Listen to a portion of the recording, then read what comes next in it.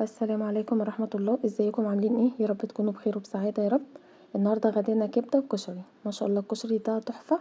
عملته امبارح ونزلت لكم الفيديو، ما شاء الله كان طعمه جميل. بيت بقى كميه حلوه كده، فجبت نص كبده هعمله النهارده للغدا. ما شاء الله. امشوا بس على الخطوات بتاعت امبارح بتاعت الكشري وهيطلع معاكم مظبوط وجميل، افضل كتير ما تجيبوه من بره. حاجه عاملينها بايديكم واثقين في النظافه بتاعتها ما شاء الله كان طعمه جميل.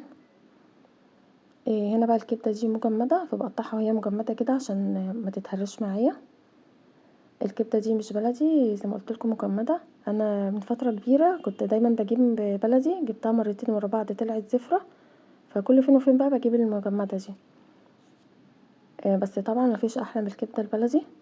بس برضو بنصح اخواتي برضو اللي بيسمعوني، لما تجيبوا كبده بلدي هاتوها من جزار موثوق فيه، عشان بعض الجزارين بيبيعوا المتلجه على اساس بلدي، وفي ناس كتير مش بتفرق بين البلدي والمستورده.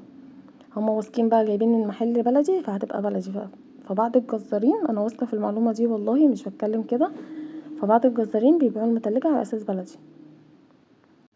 هنا بقى حطيت شويه زيت كده حلوين، وهنا دقه فلفل حامي وبارد مع الثوم.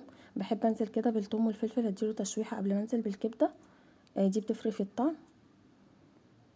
الكبده بقى دي عايزين نحلي طعمها، في دهنه بتتجاب من عند الجزار نقطع عليها كده حته دهنه تديها طعم حلو، ولو عندك دهنه ضاني برضو تقطعي عليها حته بتديها طعم حلو قوي.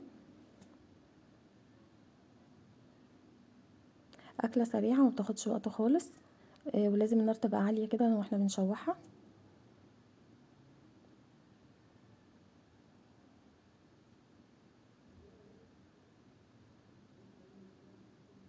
مش فاضيه بقى في مشوار وراكي حاجه، دي من الاكلات السريعه لما بتعمليها في ثواني كده، مع مكرونه بقى مع بطاطس محمره وسندوتشات.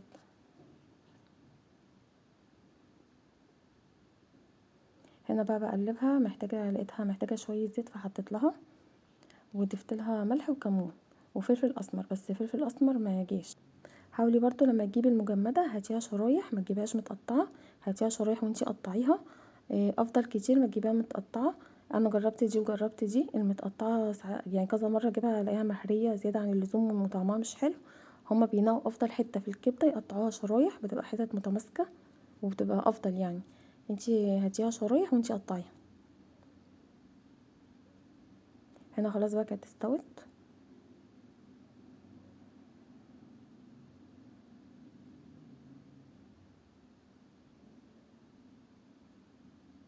هنا بوريكم بقى بقيه المكرونه اللي هي بتاعه الكشري.